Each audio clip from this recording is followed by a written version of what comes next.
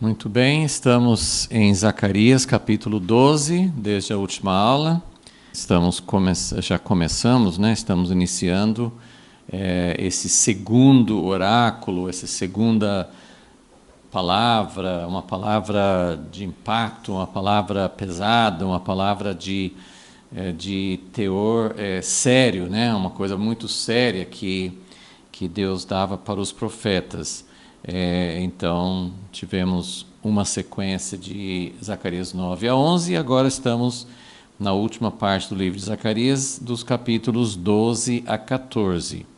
Então, vamos continuar no capítulo 12, é um capítulo muito importante. Esses 3 capítulos finais de Zacarias têm profecias muito significativas e muito claras. Todas as profecias têm aspectos que às vezes são difíceis de interpretar. Precisamos da ajuda de Deus sempre. Mas algumas profecias que já vimos, por exemplo, no capítulo 11 de Zacarias, tem outras profecias que são bem enigmáticas, bem, às vezes, difíceis da gente entender plenamente o que realmente Deus estava querendo falar.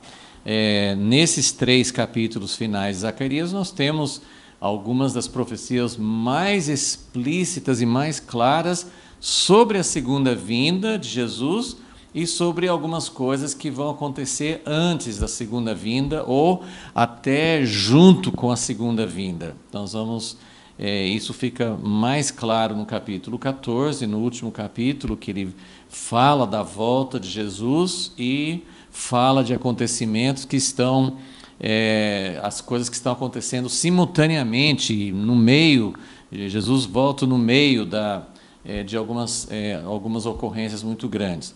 Mas nós estamos, então, no capítulo 12, nós colocamos aqui nessa folha, na última aula, os tópicos principais do primeiro oráculo, e nós vamos acrescentar, à medida que a gente caminha, né, nesses 3 capítulos, nós vamos colocar os outros itens do segundo oráculo, mas estamos nesse primeiro item.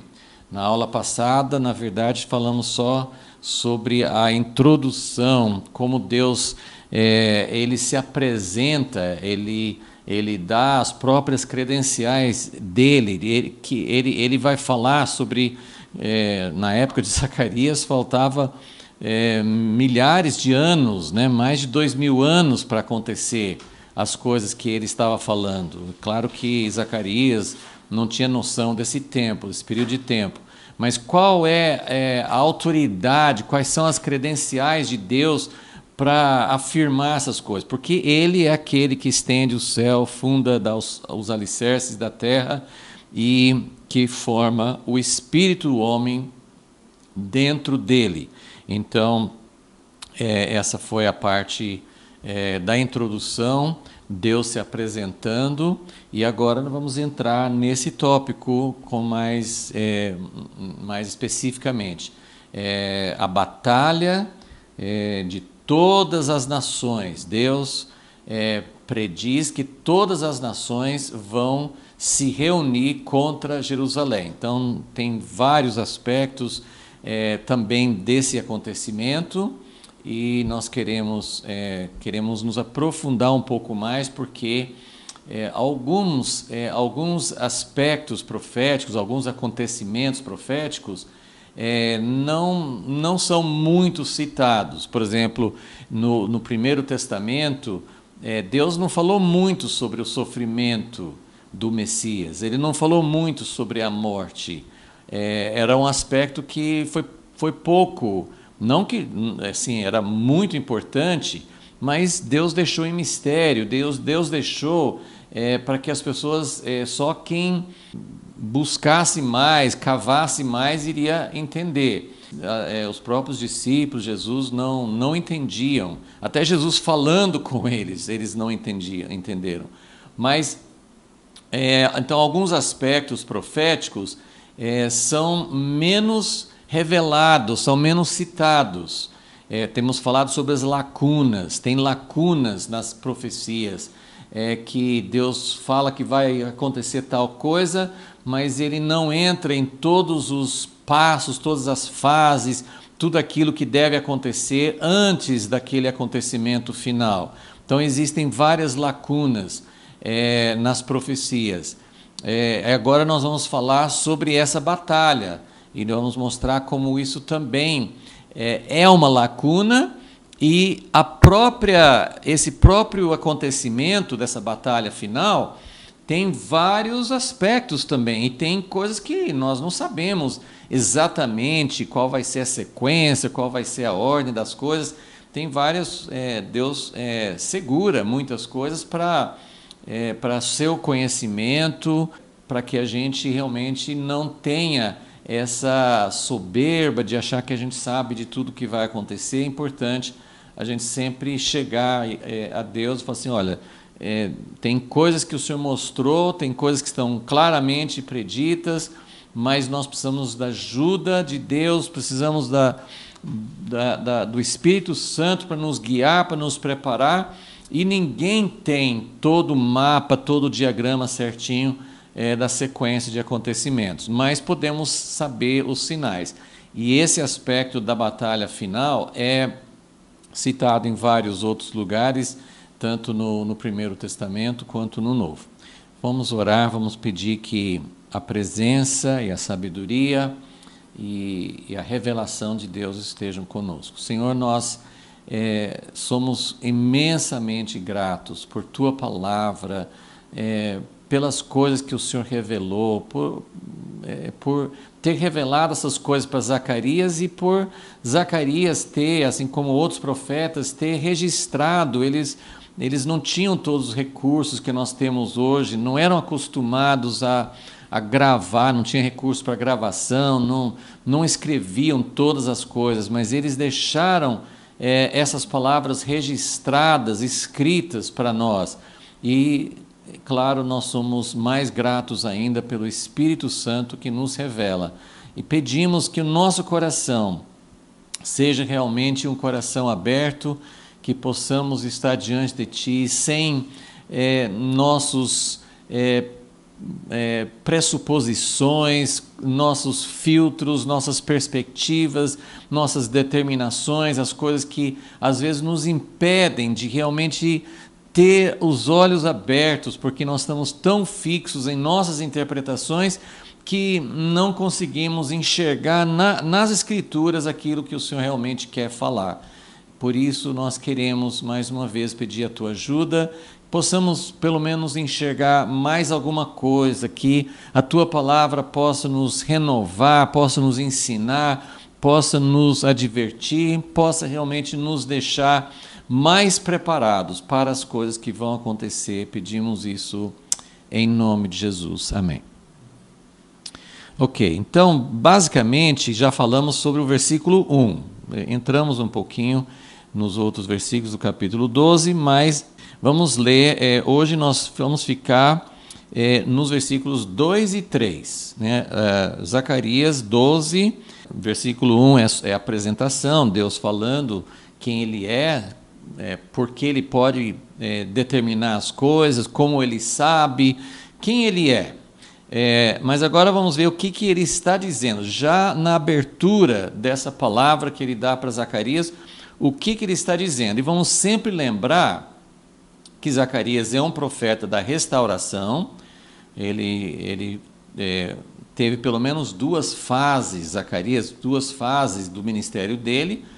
A primeira fase foi acompanhando a reconstrução do templo, que foram os primeiros, principalmente os primeiros 6 capítulos, mas envolvendo 7 e 8 também.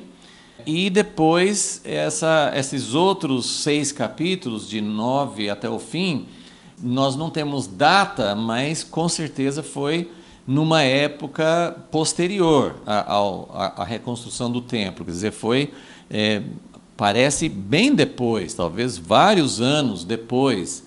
Zacarias parece que era jovem quando ele começou a profetizar.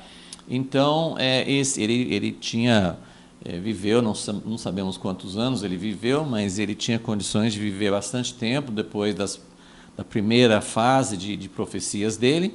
Então, em algum tempo depois, ele recebeu essas outras profecias, também falando de restauração, mas já não ligado, tão próximo, assim, não era uma coisa tão focada num acontecimento do momento, porque muitas vezes os profetas, eles falavam do fim, mas muito ligado a alguma coisa que estava acontecendo nos dias deles ou em breve. Então eles olhavam para alguma coisa, né? Jeremias falando do cativeiro, vários profetas falavam de situações que iam acontecer ou que já estavam acontecendo, mas aquele outro cumprimento, né? Um cumprimento imediato, mas um outro lá na frente. Esses capítulos, esses 6 capítulos finais de Zacarias, não mencionam nada contemporâneo, parece que não tinha um vínculo nem com algo contemporâneo e nem as coisas que ele profetiza aqui, né, que ele recebeu nesses capítulos, parece que não tinham nada relacionado com algo que ia acontecer em breve, no futuro mais próximo.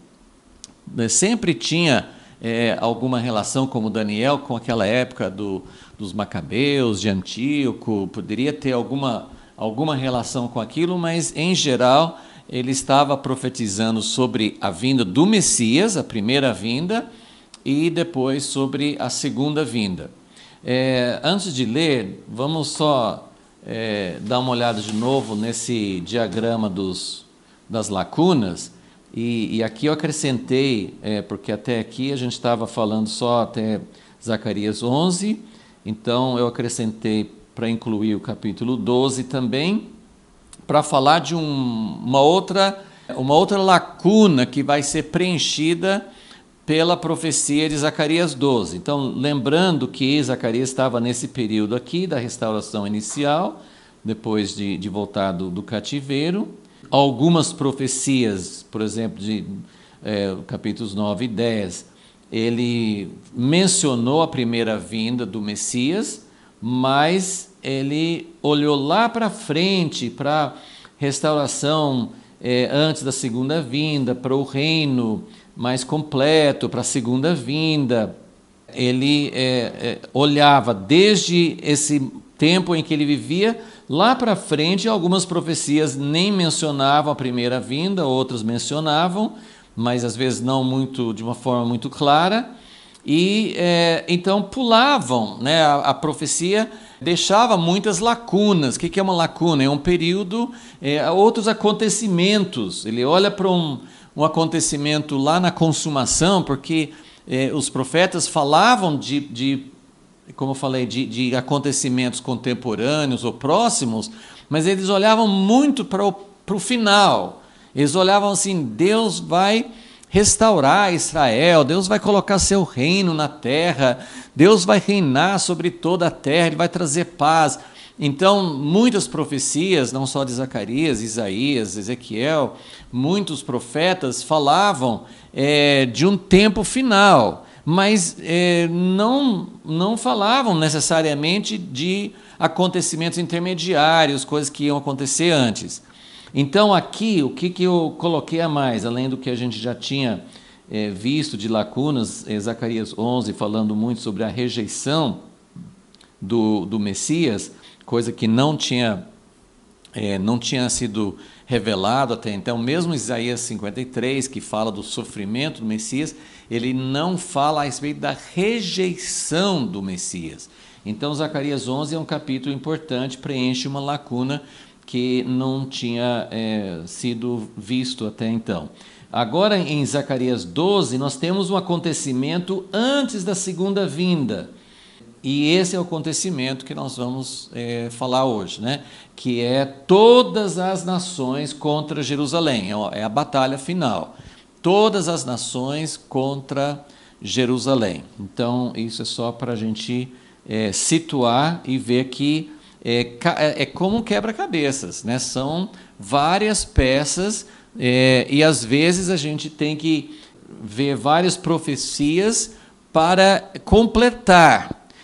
Então, eu já vou dar uma chave, um fato importante. Mesmo nos últimos 3 capítulos aqui de Zacarias, na verdade, os 3 capítulos aqui podem ser divididos em 2 partes.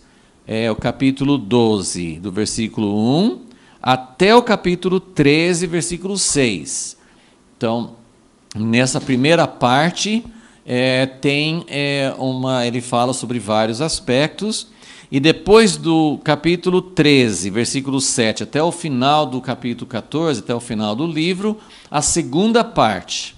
E essa segunda parte vai repetir os mesmos acontecimentos da primeira parte. Vai falar sobre a batalha final, vai falar sobre vários aspectos, mas completando, não é uma repetição simples, é uma outra perspectiva, dando outros fatos, complementando. Então, se a gente não entende, mas são 2 batalhas, são coisas que às vezes até parecem meio contraditórias, porque o capítulo 12 vai falar da batalha, mostrando muito assim a vitória, como Deus vai intervir, como Deus vai dar a vitória nessa batalha. O capítulo 14 também fala sobre isso, mas vai mostrar um aspecto também de sofrimento, vai ter um aspecto mais difícil também para Israel passar. Como acho que Mike Bickle fala, nesses 3 capítulos finais, nós vemos que o período mais glorioso, mais maravilhoso da história da nação de Israel está sendo profetizada aqui e vai acontecer ainda, não aconteceu. Aquilo que nós temos nas Escrituras, o Êxodo, como Deus tirou o povo de Israel do Egito com 10 pragas, abrindo o Mar Vermelho, o anjo do Senhor indo à frente, fazendo as coisas, é uma coisa inesquecível. Deus faz questão de se referir a isso na Bíblia inteira. Mas o que vai acontecer no final é muito mais glorioso, muito mais forte.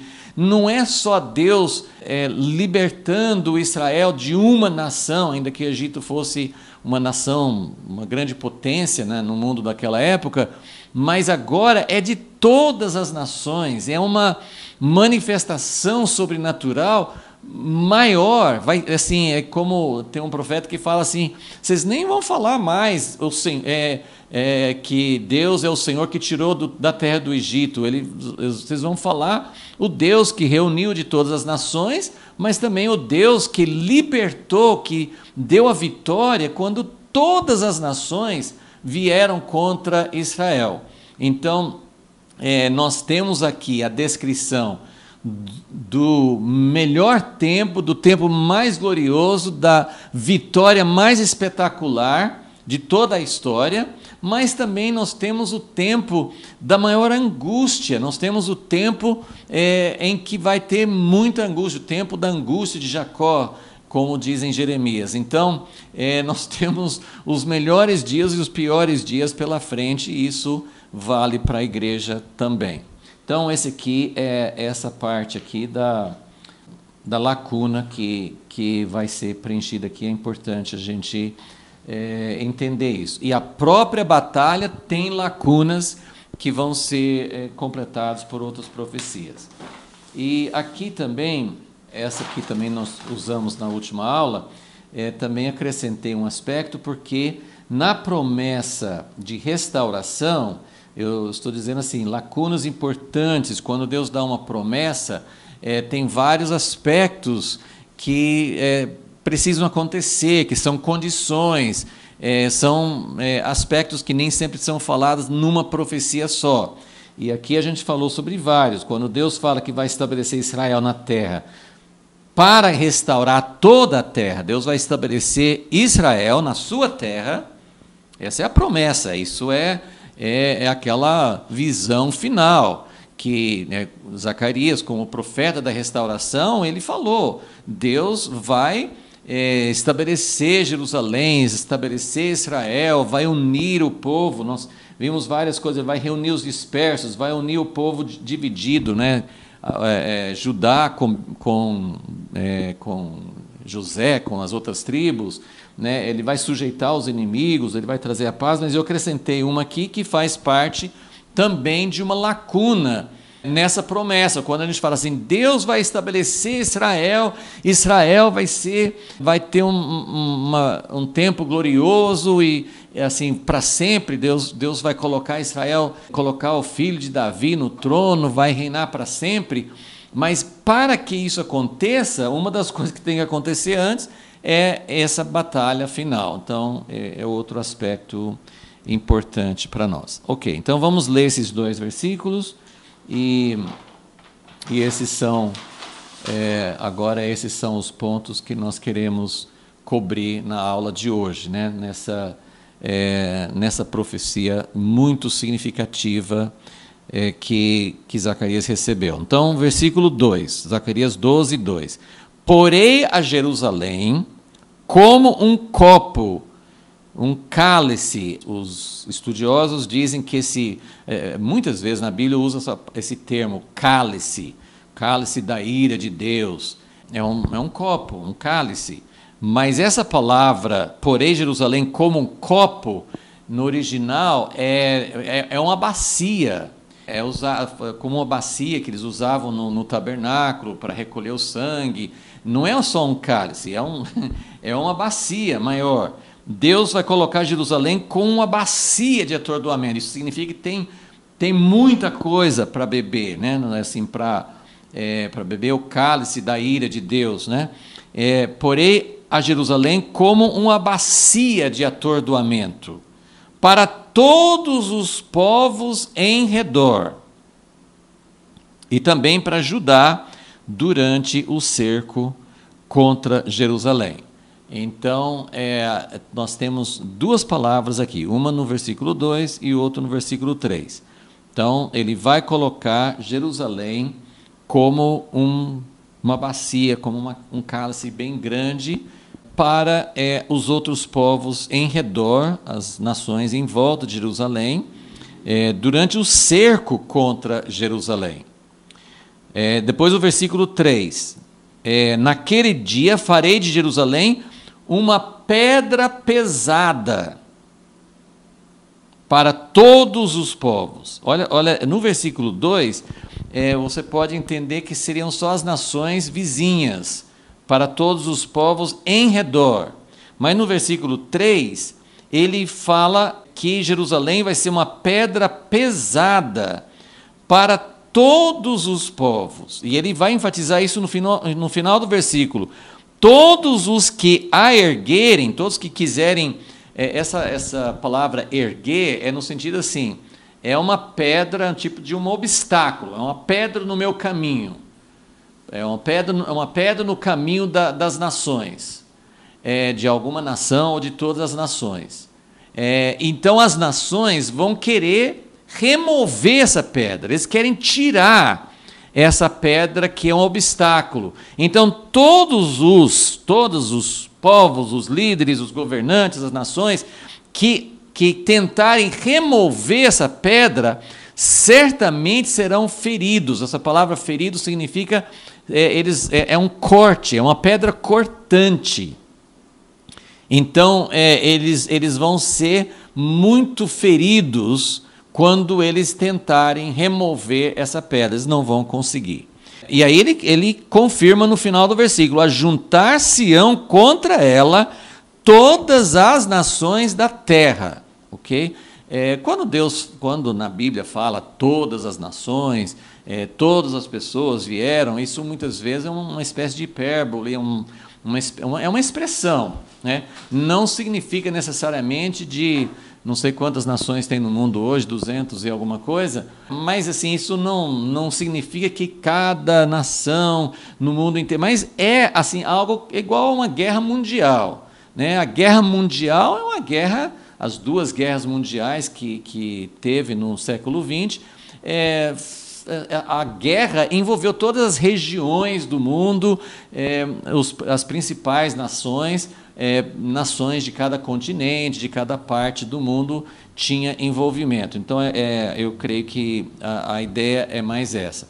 Então, nosso assunto hoje, qual vai ser? Deus está dando esse aqui é uma dica, é uma profecia, como eu falei assim, muito explícita, não é uma coisa assim muito misteriosa, tem vários aspectos que a gente não sabe, mas assim, a ideia central é que vai haver, antes da vinda de Jesus, vai haver uma guerra, vai haver uma grande batalha contra Israel e Jerusalém. Ele até faz uma distinção para Judá e também durante o cerco contra Jerusalém. Então, o alvo principal é Jerusalém, mas evidentemente vai envolver a região de Israel.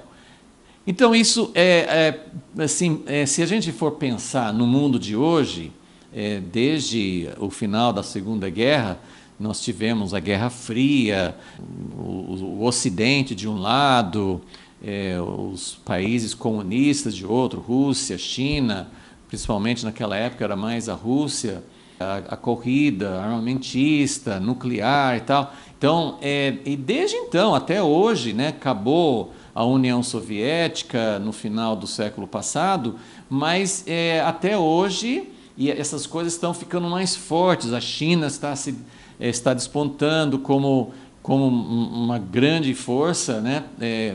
Talvez em pouco tempo será a maior força econômica do mundo. A Rússia tentando manter sua posição de uma grande força nuclear, querendo aumentar seu território. Então, nós vemos o mundo dividido em duas partes. Alguns países querem ficar na neutralidade, mas acabam sempre se alinhando com um lado ou com o outro. Então, quando a gente pensa numa terceira guerra mundial, numa guerra final, a gente pensa muito nesses dois grandes blocos, nessas duas potências, uma reunião de potências, né? Não é uma só, não é só os Estados Unidos, mas a Europa, alguns outros países até da Ásia que se alinham com os países ocidentais, e aí tem um outro bloco que se alinha mais com a Rússia e com a China e tal, e depois tem também os países islâmicos que também geralmente ficam mais nesse lado aí da Rússia. O que eu estou querendo dizer é que quando a gente imagina um grande conflito final, a gente pensa em dois blocos enormes, potentes, e a Bíblia não descreve isso.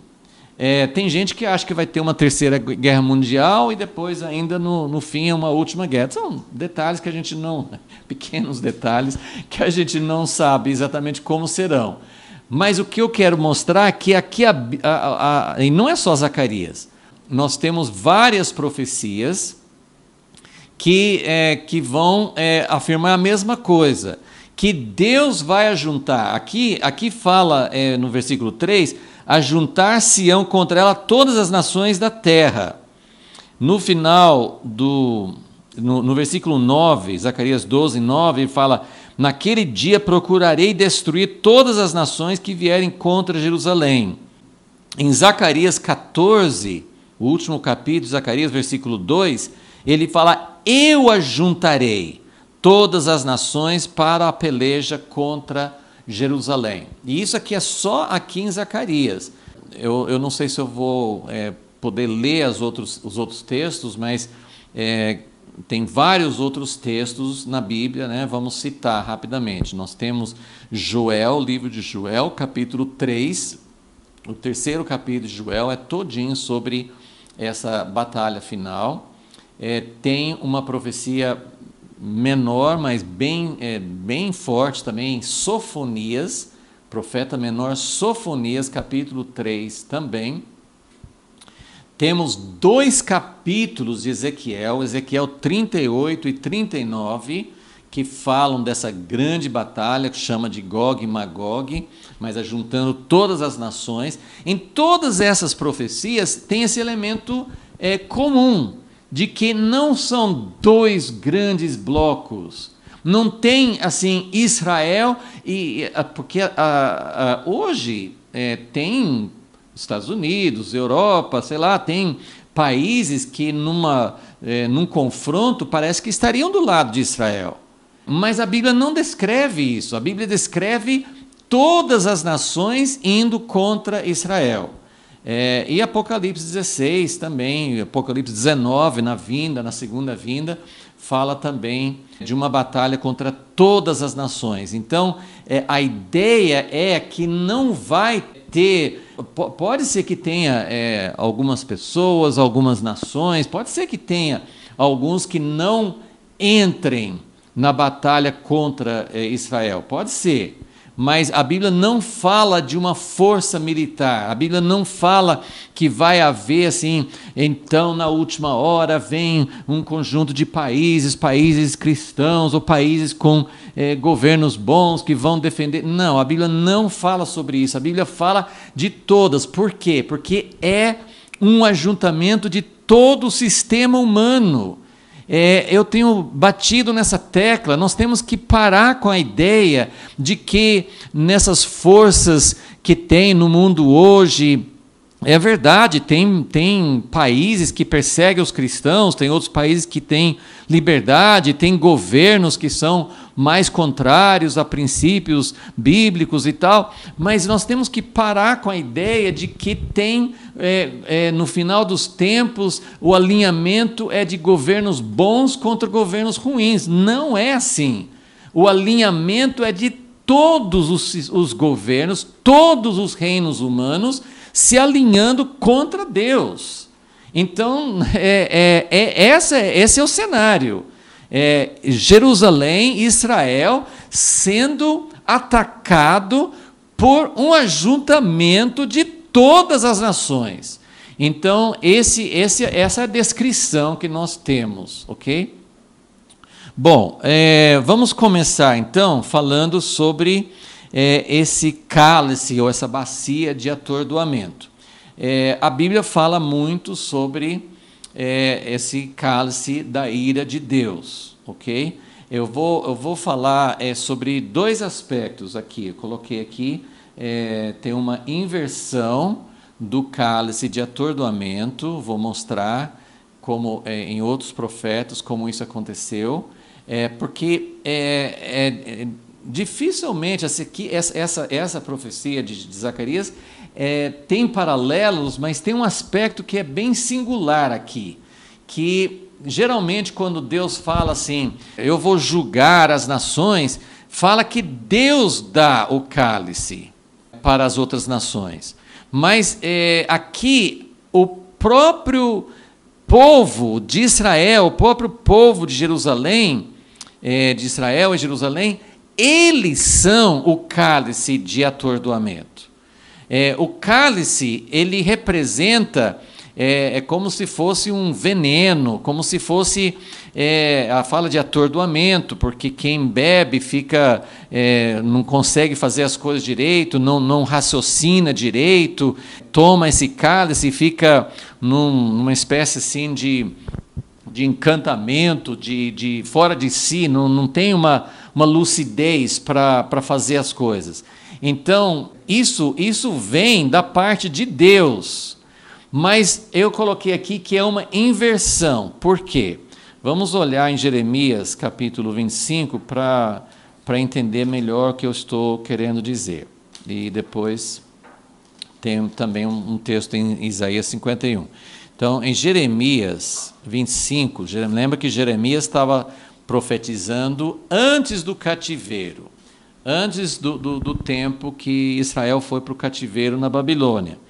Então, Deus fala, eu não vou ler o capítulo, assim, eu vou pular um pouquinho, mas no início do capítulo 25, Deus está falando com Jeremias e falando como Deus sempre chama para o arrependimento. Então ele fala, versículo 5, estou chamando vocês para se converterem, cada um do seu mau caminho. Aí vocês podem ficar na terra que o Senhor deu a vós e vossos pais. Não desviem, não andem após outros deuses. Versículo 7, mas vocês não me deram ouvidos. E aí ele fala, versículo 8, como vocês não me ouviram, eu vou trazer Babilônia. Eu vou enviar Babilônia para exercer juízo sobre vocês. Então, ele não usa aqui o termo cálice, mas vocês vão ver em outros textos, e aqui mesmo ele fala assim, que Deus vai tratar com Israel, e o cálice da ira de Deus, que ele fala em vários outros textos proféticos, vocês vão beber o cálice da minha ira, assim, é o castigo, é a disciplina de Deus por causa dos maus caminhos. Qual era esse cálice? Eles tiveram de beber qual cálice?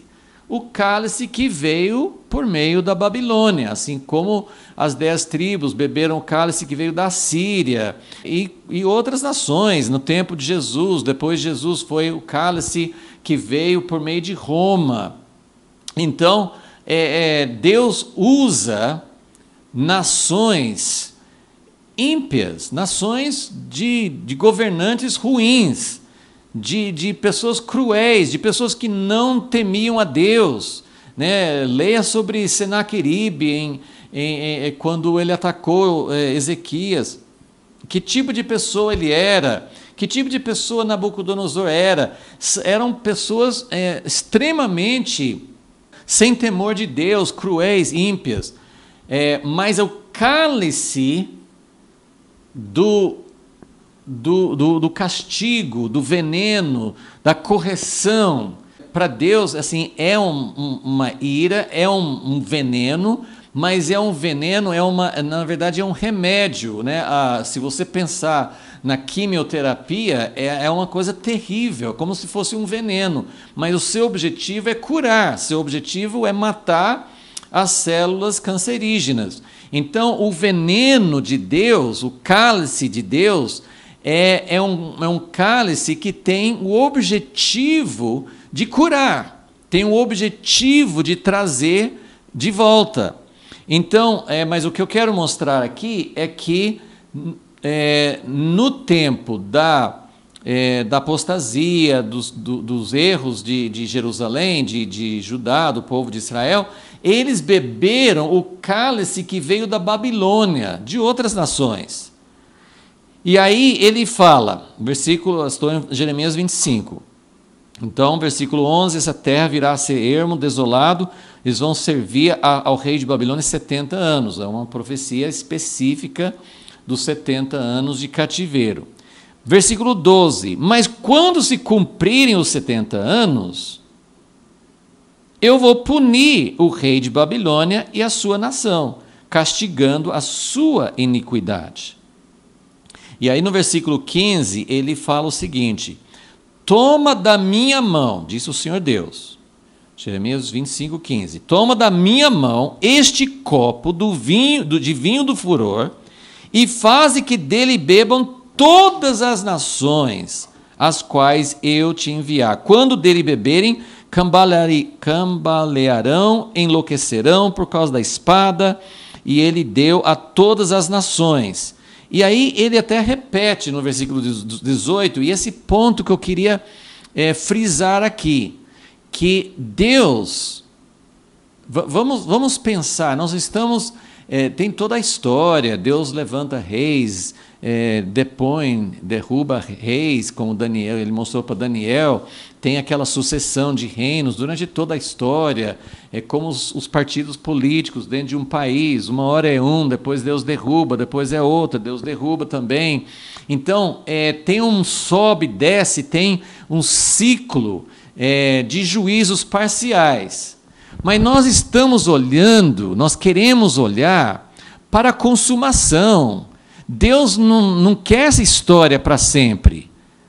Deus prometeu muitas vezes, um dia eu vou estabelecer meu reino, vai acabar esse sobe e desce, vai acabar o ciclo, vai acabar essa coisa assim de se arrepender, mas depois Deus abençoa, depois as pessoas esquecem, a gente mesmo se afasta de Deus. Então, um dia, Deus vai pôr um fim. E o que Deus vai fazer para pôr um fim? Ele vai tratar com o pecado, ele vai julgar. Ele faz isso, fez isso ao longo da história, mas de uma forma parcial. Mas um dia ele vai limpar, ele vai acertar. A ideia da segunda vinda é algo definitivo. Vai acabar com o pecado na terra. Vai acabar com os sistemas humanos. Vai acabar com o sistema de Babilônia. Vai acabar com todos os sistemas que são contrários a Deus. Deus vai estabelecer o seu reinado.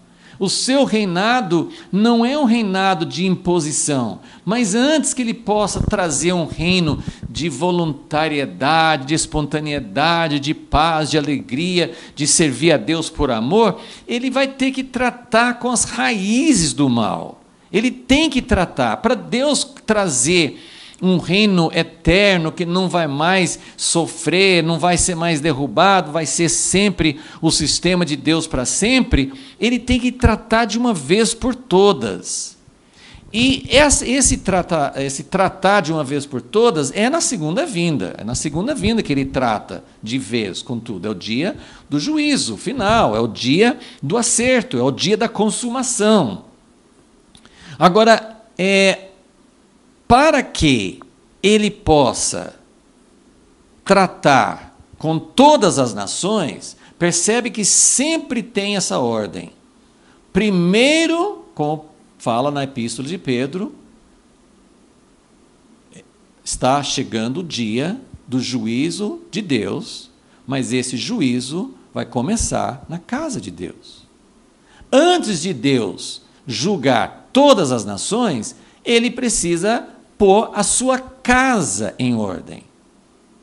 Então, o primeiro a beber o cálice é o povo de Deus. O primeiro que vai beber esse cálice é o povo de Deus. E isso ainda é por etapas, ainda acontece parcialmente. Ele mandou para o cativeiro na Babilônia, ele dispersou. A igreja também já passou por muitas etapas de disciplina, de juízo. Ainda não vimos esse tratar final, essa solução verdadeira. Mas o que ele está dizendo é: antes de dar o cálice para as outras nações, então, aqui em Jeremias 25, ele vai falar, versículo 15, toma da minha mão o copo de vinho do furor e faça que dele bebam todas as nações. E quem que é o primeiro? Versículo 18, a Jerusalém, a cidade de Judá, seus reis, seus príncipes, etc. Depois ele vai falar do Egito, e Edom, Moabe, Tiro e outras nações, ok? Então, primeiro, o cálice é dado ao povo de Deus. Assim como na época de Jeremias, primeiro, o povo de Israel foi para o cativeiro. Depois, volte para o versículo 12. Quando se cumprirem os 70 anos, quer dizer, quando Deus terminar de tratar com o seu povo, aí ele vai tratar com as nações, com Babilônia e com as outras nações. Então, o que está acontecendo em Zacarias 12, no texto que nós acabamos de ler? Ele está dizendo que Jerusalém, ele falou assim, vai chegar o dia em que Jerusalém vai ser uma bacia de atordoamento para todas as nações. Agora, tem mistérios envolvidos ali, porque a batalha final também vai ser um tempo de tratamento ainda com o povo de Israel. Por isso que todas as nações vêm contra Israel. Eu não sei exatamente a sequência, não sei dizer exatamente como essas coisas vão acontecer na prática, mas o que nós estamos vendo aqui em Zacarias 12 é que ele vai fazer com que Jerusalém seja um cálice de atordoamento para as outras nações. Por isso que estou chamando aqui de inversão do cálice de atordoamento. Por que inversão? Porque até então, e até mesmo nessa primeira parte da batalha, O cálice ainda é também para o povo de Israel, vai ter que beber, vai ter um tempo de angústia. Mas, ao mesmo tempo, Deus está falando: quem mexer com Jerusalém, quem mexer com o povo de Israel, vai ficar atordoado, vai beber de um cálice que vai deixar as nações que mexerem com eles atordoados. Eles não vão conseguir fazer as coisas, eles vão agir sem racionalidade, eles vão agir como loucos, porque eles vão beber desse cálice, eles vão atacar Israel. Algumas coisas podem até acontecer meio simultaneamente, em que Israel ainda está bebendo também do cálice, porque nós vamos ver mais na frente, principalmente em final de Zacarias 13 e Zacarias 14, nós vamos ver que Israel também ainda vai passar por um tempo de grande angústia, e como Jesus falou em Mateus 24, é um tempo como nunca houve do início da história até então. Então, é importante entender que quem mexer com Israel, quem mexer com Jerusalém, é um cálice de atordoamento. Hoje, por exemplo, isso já está acontecendo. Israel eles não foram tratados por Deus ainda. Eles voltaram para a terra, mas não aconteceu a nova aliança que Deus prometeu fazer em Jeremias, em Ezequiel. Não aconteceu. A grande maioria do povo judeu não reconhece o Messias, não está realmente servindo a Deus, né? Deus avalia cada um, não somos nós que vamos dizer quem não é, porque tem muitos judeus que ainda não viram o seu Messias, mas que estão buscando a Deus com sinceridade. E tem judeus não religiosos que estão fazendo isso também, como tem pessoas em todas as nações. Então, eu não estou... É muito perigoso a gente colocar uma linha, mas falando em termos gerais, a nação, o povo de Israel, hoje, eles não são o povo redimido, que entrou em aliança com Deus, que está servindo a Deus como Deus quer, de forma alguma. Então, ainda eles vão beber do cálice de Deus para que eles sejam purificados. Isso vai falar em Zacarias 13, versículo 1, vai abrir uma fonte, no próprio capítulo 12, ele vai falar sobre isso. Então, tem uma inversão do cálice de atordoamento, não é uma coisa assim, agora terminou totalmente com Israel, parece que muita coisa acontece simultaneamente, mas a ideia que ele fala em Zacarias 12 é que tem uma inversão. Agora, ao invés de Israel beber do cálice, o próprio Israel é um cálice de atordoamento para os outros. A outra parte, no versículo 3, é essa pedra que é perigosa. E a gente já, muitas pessoas têm falado sobre isso, é algo bem claro, como assim, não tem uma explicação. Tem muitas coisas na história do povo do povo judeu, do povo de Israel, que não tem uma explicação humana. Como é que eles se preservaram ao longo dos séculos? Como é que eles voltaram para a sua terra? Como é que eles se tornaram uma nação de novo? Tem muita coisa. Por que existe um antissemitismo? Por que as Nações Unidas se voltam contra Israel de uma forma que nem tem lógica? Por que eles incomodam tanto? É uma nação pequena, é uma região pequena. Os países árabes em volta de Israel têm muito mais recursos, tem petróleo, tem tantas coisas. Por que eles precisam de Israel? Por que eles precisam da cidade de Jerusalém, sendo que eles têm Meca, uma cidade, eles têm 2 cidades sagradas na Arábia Saudita? Por que tanto ódio? Por que incomoda de tal maneira? Eu estava lendo, há uns 10 anos mais ou menos, o presidente do Irã fez uma declaração num tipo de congresso islâmico, dizendo que a solução, olha só como eles veem, Isso é explícito, mas muitas pessoas agem sem saber do porquê. Mas ele diz assim, a solução de todos os problemas para a escatologia deles, os islâmicos têm uma escatologia de que o Islã vai dominar o mundo, que todos os povos da terra vão se converter ao islamismo, e ele disse assim, qual que é o grande problema para isso? O povo judeu. A nação de Israel, se eles conseguirem eliminar, porque esse é o propósito declarado, eliminar, acabar com Israel, varrer do mapa, deixar aquela terra mais uma vez nas mãos dos árabes, dos islâmicos. Por que isso? Por que eles enxergam Israel como a grande pedra? E muitas nações, né, na ONU talvez não vejam de uma forma tão clara na cabeça deles, mas é como se sempre fosse a pedra que é um obstáculo. Se não tivesse Israel ali, poderia ter paz no Oriente Médio, de acordo com, apesar que os árabes brigam entre si. Mas assim, muitos pensam isso, né?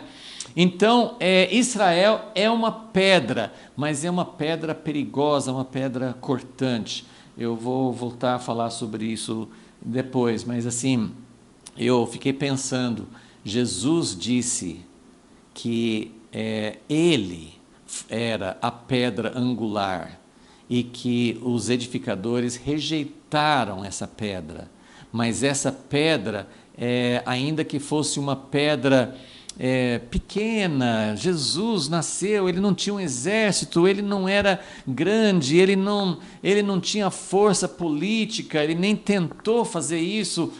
Qual que era o problema? Jesus veio com simplicidade, com humildade, sem poderio humano, e ele foi rejeitado, mas ele disse, a pedra que os edificadores rejeitaram se tornou a pedra angular, e é uma pedra perigosa também, que ele falou assim, quem cair sobre essa pedra vai ser partido, né? vai se quebrar, quem cair em cima da pedra, e se a pedra cair em cima de alguém, vai moer, né? Vai destruir totalmente. Então é uma pedra perigosa. Então aqui também Israel é uma pedra perigosa no plano de Deus, e nós precisamos ir entendendo cada vez mais esses aspectos. Eu vou citar mais uma coisa aqui que é mais ou menos paralelo. Eu não saí de Jeremias 25. Jeremias 25 e versículo 31. Jeremias 25, 31. Deus, nesse capítulo, Deus tinha falado que Deus ia julgar as outras nações teriam que beber do juízo, né, de Deus, mas ele fala assim, versículo 31, chegará o estrondo até a extremidade da terra, pois o Senhor tem contenda ou controvérsia com as nações. Ele entrará em juízo com toda a carne, e os ímpios entregará à espada. A calamidade sai de nação para nação. A Bíblia fala, então, em vários lugares, o dia do Senhor vai ser um dia... hoje eu não vou ter tempo de ler aquelas outras profecias, mas numa outra aula nós vamos ler em Joel, em Sofonias, em Ezequiel, nós vamos conferir as outras profecias sobre a batalha final. Mas eu queria mostrar que Deus tem uma controvérsia. Para Deus estabelecer seu reino na terra, Ele tem que resolver suas controvérsias. Ele tem uma controvérsia com Babilônia, com o sistema de Babilônia. Ele tem uma controvérsia, Ezequiel fala de Gog e Magog, Apocalipse fala da besta, do anticristo, do dragão, da meretriz. Então Deus tem uma controvérsia com as nações, mas antes, aí, no mesmo princípio que falei sobre o cálice, eu quero ler em Miqueias capítulo 6, que ele fala que antes ele tem uma controvérsia com o seu povo. Miqueias 6, versículo 2. Ouvi, montes, a contenda, a controvérsia do Senhor, e vós, fundamentos duráveis da terra, porque o Senhor tem uma controvérsia com o seu povo, e com Israel entrará em juízo. E ele começa a falar: por que vocês me rejeitaram? Eu fiz tudo para vocês, porque então Deus tem algo para resolver. Deus tem que resolver na sua casa. 1 Pedro 4, acho que 17, é tempo de chegar ao juízo, e vai começar na casa de Deus. Então, essa é a mesma ideia, assim, de que o cálice ou a controvérsia, primeiro Deus tem que resolver com o seu povo, e depois ele vai resolver com todas as nações. Precisamos entender que o fim de todas as coisas, a consumação, Deus vai estabelecer seu rei, né? Salmo 2 fala assim, que os reis da terra não querem aceitar o domínio de Deus, não querem aceitar a cidade de Deus, não querem aceitar o reino de Deus. Então Deus vai ter uma contenda com as nações, com os reinos. Então nós precisamos entender o amor de Deus pela humanidade. Deus fala muito sobre o seu desejo de alcançar todas as nações. Não é só a restauração que Zacarias estava preocupado, assim, a restauração de Israel. Assim, o povo muitas vezes se preocupa com a sua própria restauração. Deus está dizendo: eu vou colocar Jerusalém, antes de ter essa glória, essa paz, Deus habitando em Jerusalém, reinando sobre toda a terra. Antes disso, Deus tem uma contenda. Agora, essa contenda, Deus não é contra as pessoas, Deus é contra os sistemas, o príncipe deste mundo. Nossa luta não é contra carne e sangue, é contra principados. Claro que tem pessoas alinhadas com esses principados, mas Deus, o que Deus quer eliminar, quando Deus fala assim: vou destruir todas as nações, só Israel que vou preservar, Ele está dizendo: eu não vou manter os sistemas concorrentes.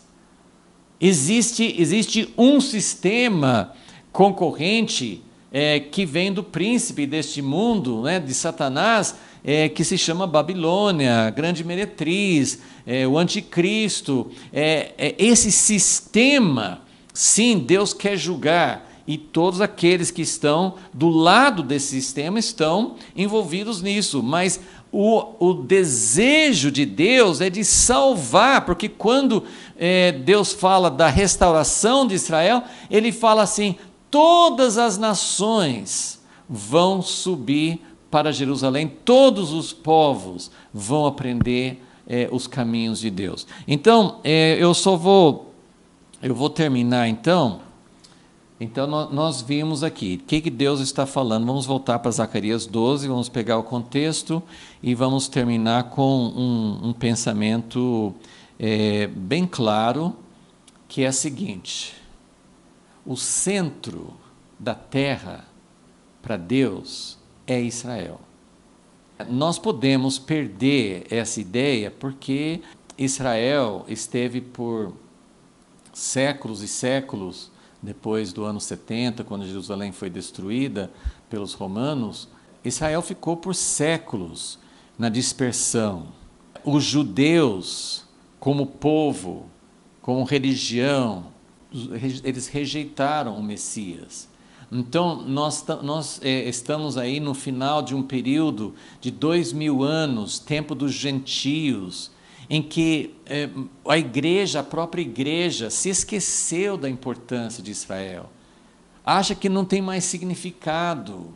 Eu fico me imaginando, eu falo assim: será que se eu estivesse vivo no século XVIII, no século XVI, quando não tinha a nação de Israel, os judeus não estavam na sua terra, será que eu teria olhos para entender quando eu lesse a Bíblia?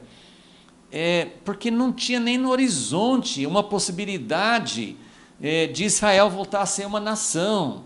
Mas a Bíblia tem tantas profecias, tanta coisa clara. Então, eu só vou ler alguns textos bem rapidamente aqui, para mostrar esse princípio que nós precisamos entender, que no final dos tempos, o foco central do mundo, Deus está dizendo, eu vou colocar, esses textos de Zacarias 12 estão dizendo, eu vou colocar Jerusalém como uma bacia de tornamento para todas as nações.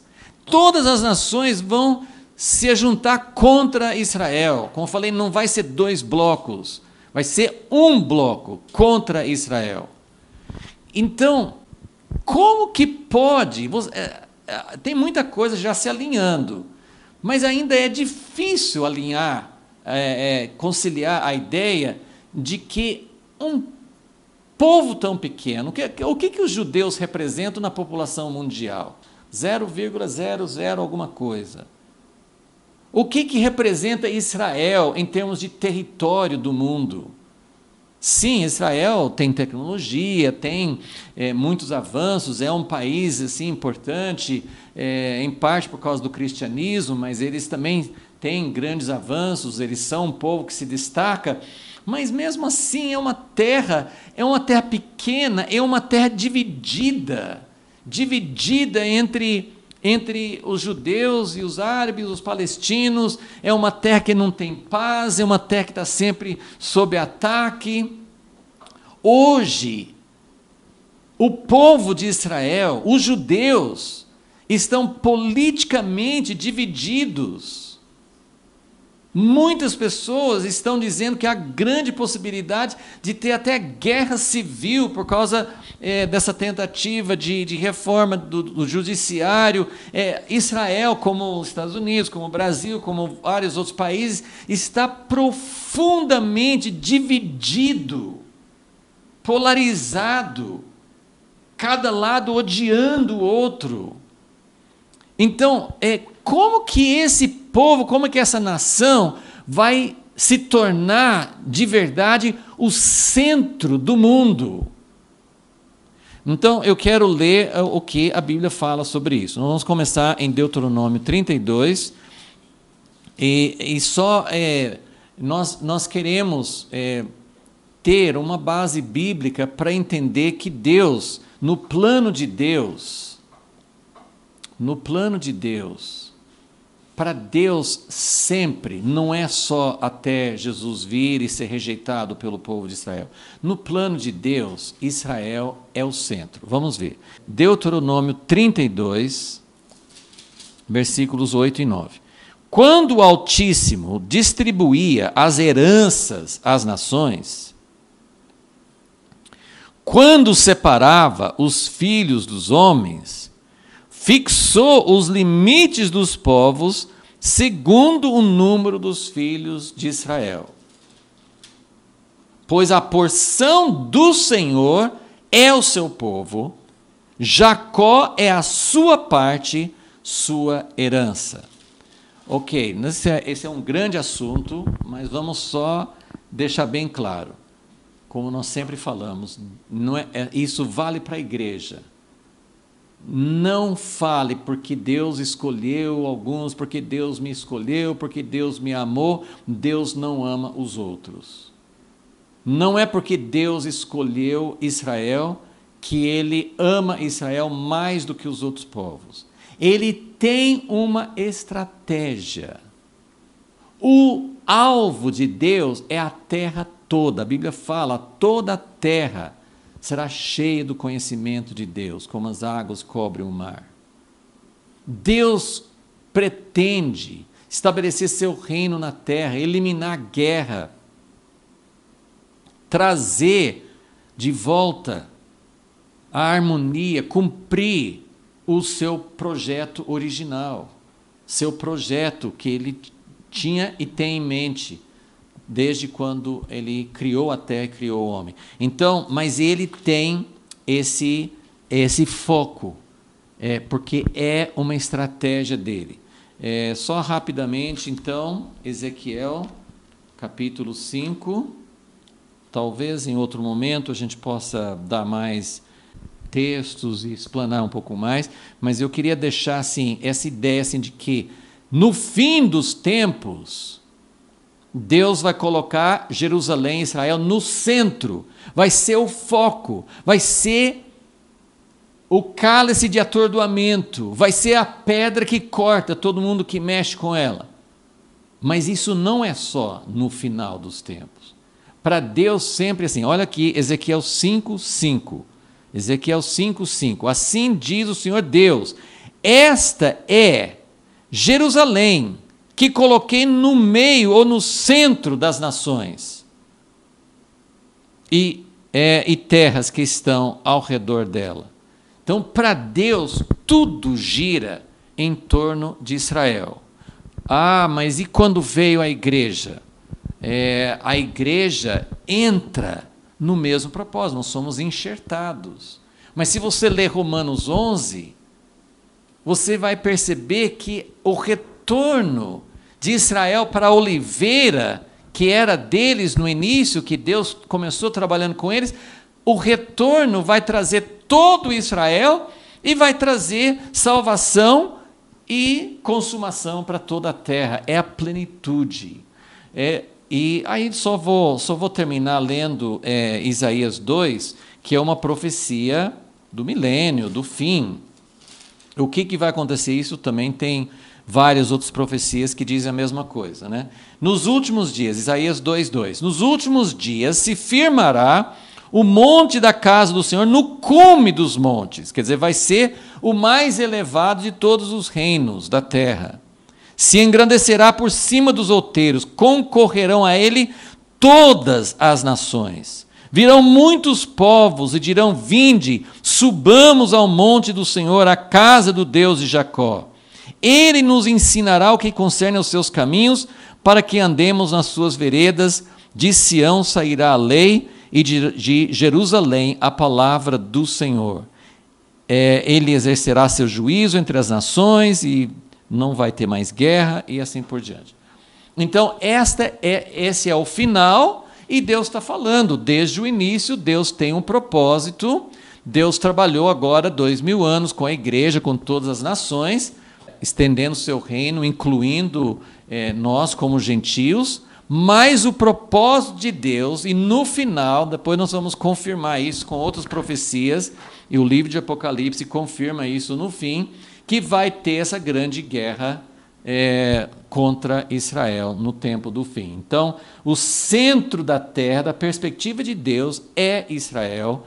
Deus vai fazer todos os acontecimentos finais girarem em torno de Israel. Tem a conversão do povo, que ainda vai falar no capítulo 12, e tem essa grande guerra. Então, a escatologia, a volta de Jesus, é intimamente ligada a esses acontecimentos que vão girar em torno de Israel. E eu só queria lembrar que essa é a estratégia misteriosa de Deus. Eu usei a palavra misteriosa, mas eu podia usar a palavra escandalosa. É um escândalo. Deus fez isso com Jesus. Ele nasceu não como... Ele era descendente de Davi, mas ele não veio com nenhuma das glórias de Davi. Ele não tinha nenhum reconhecimento, ele não tinha poder. Ele foi, como Isaías 53 descreve, ele era rejeitado, ele não tinha aparência. Deus usou essa pedra rejeitada, desprezada, e depois colocou essa pedra com a pedra angular. Tudo vai girar, a habitação de Deus, tudo que Deus vai fazer na terra passa por Jesus. Agora, isso nós, de maneira geral, aceitamos. Muitas vezes nós não aceitamos, não entendemos essa estratégia de Deus, porque nós, como povo dele, nós queremos ter o caminho do mundo, do homem, do sistema humano. Nós queremos ter poder, queremos ter números, queremos ter força, queremos ter possessões, queremos ter reconhecimento. Mas o jeito de Deus é pegar Jerusalém, e isso também inclui a igreja. Nós não estamos fora desse propósito de Deus. Mas Deus vai pegar algo pequeno, insignificante. Esse é o caminho de Deus. Todas as coisas vão virar contra. Jesus foi atacado por todos os lados no fim da vida dele e finalmente foi levado à cruz. Então, o seu povo também vai acontecer isso. Aquilo que Deus vai fazer para estabelecer o seu reino, para trazer, para preparar o caminho para a sua vinda em vitória, envolve esse mesmo caminho. Então, essa é a estratégia misteriosa de Deus. Então, em relação ao nosso estudo de Zacarias, eu vou terminar aqui. Antes de finalizar, mas eu quero falar sobre uma coisa significativa que está acontecendo nesse mês de maio, começando exatamente hoje, dia 7 de maio. Tem uma iniciativa que começou com Mike Bickle e a IHOP, né? Muitos conhecem o Ministério das Casas de Oração. Eu já tinha visto algumas coisas sobre uma iniciativa de ter 21 dias nesse mês de maio. Está começando hoje, dia 7 de maio, vai até dia 28, que é o domingo de Pentecostes. 21 dias de oração e jejum em favor de Israel. O que é significativo? Já teve outras campanhas, outras iniciativas e tal, mas o que tem de especial? Eu realmente sim estou vendo algo que Deus está arquitetando. Eu ouvi um pedaço de um vídeo de Mike Bickle falando assim que eles tiveram uma ideia no início desse ano de fazer um tempo, porque esse mês de maio, no início da história do IHOP deles, assim, acho que em 83, 84, eles tiveram um tempo de 21 dias de oração e jejum, que foi muito importante na história desse ministério de oração, na história do ministério deles. Mas eles começaram com a ideia de fazer esse tempo de oração em favor de Israel, sem ter nenhuma noção de que ia espalhar, ia ter uma ressonância pelo mundo inteiro. Eles começaram, acho que pensando em ter, assim, talvez, em torno de 1 milhão de adesões, parece que já passa de 5 milhões de adesões no mundo inteiro. Então é uma coisa inédita. Nunca teve uma iniciativa de oração e jejum em favor de Israel que envolvesse tantas pessoas no mundo inteiro. É uma coisa inédita. E foi uma coisa que não foi planejada. Eles pensaram que ia ser uma coisa muito local. E simplesmente, assim, eu vejo muito, assim, na história eu vi muito a mão de Deus juntando as pessoas e pessoas assim se interessando sem praticamente fazer propaganda, sem ter que persuadir. E o fato de Israel estar numa crise institucional, uma possibilidade, assim, várias pessoas têm falado que tem uma real possibilidade de ter até guerra civil, que eles estão tão acirrados, tão fortemente divididos, que poderia até se tornar uma guerra entre eles, não entre judeus e árabes, entre eles mesmos. Então é uma grande crise. E a base dessa campanha de oração é Isaías 62. Eu vou ler o versículo, esse é o texto, e depois eu vou disponibilizar para quem está no grupo de WhatsApp, e também podemos colocar na descrição do vídeo o link para vocês entrarem. Eu entrei no site, hoje eles criaram um site para essa campanha, Isaías 62, versículo 6.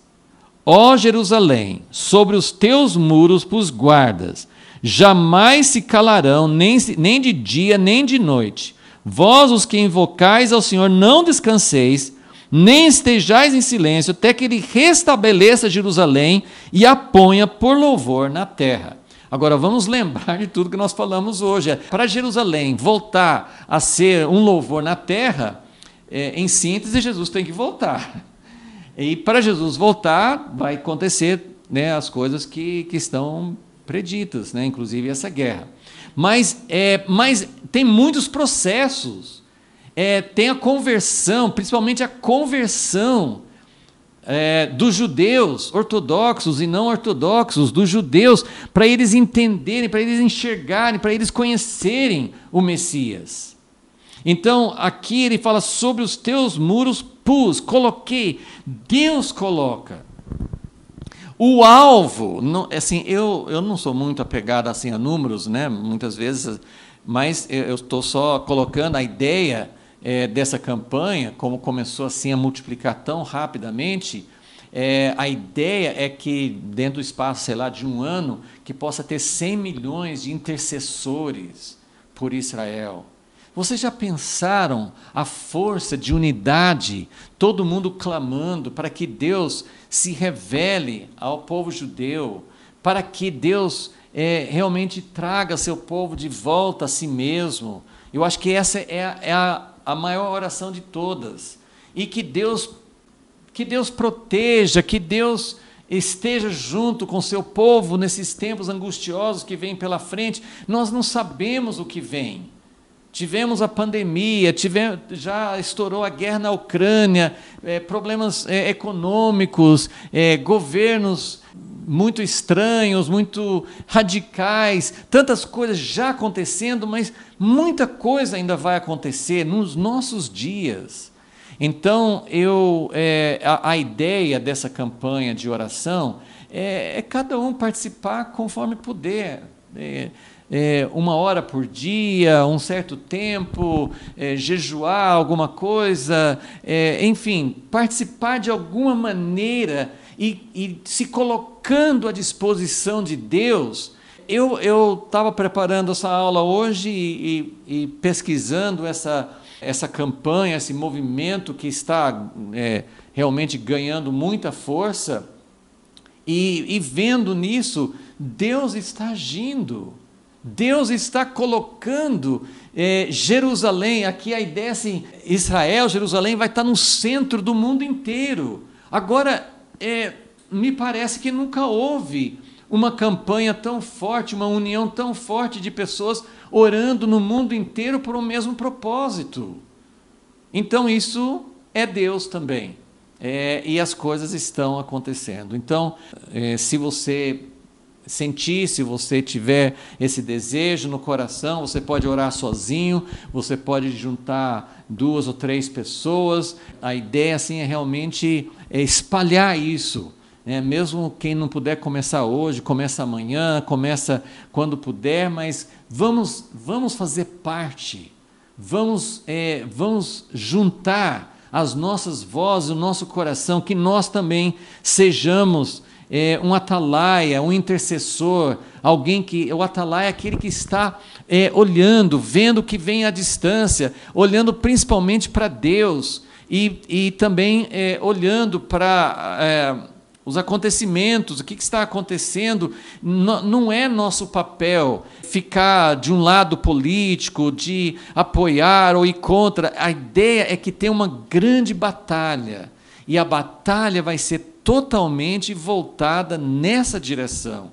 Não sei quanto tempo, não sei o que vai acontecer antes, mas isso é algo que está aqui bem claro nas Escrituras. Então, vamos estar atentos e vamos esperar em Deus que Ele vai conduzir os acontecimentos do mundo e vai andar muito próximo de quem está alinhado com Ele, quem está se juntando com Ele aos seus planos. Senhor Deus, nós queremos agradecer a Ti, Senhor, porque sabemos que no final o Senhor vence e principalmente no final o Senhor volta.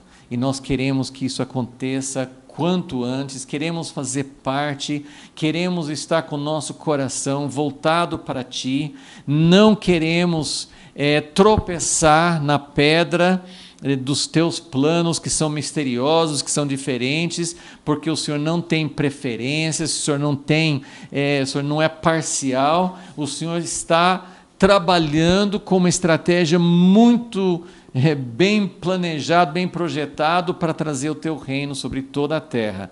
E é isso que nós queremos fala conosco, toca no nosso coração, une teu povo no mundo inteiro, à medida que as pessoas oram, pessoas de todo tipo de corrente, de pensamento, de interpretação, mas enquanto oramos por teu povo, enquanto oramos por teus propósitos na terra, que o Senhor possa mudar o nosso interior e nos colocar dentro dos teus planos. É o nosso clamor a Ti nesta hora, em nome de Jesus. Amém.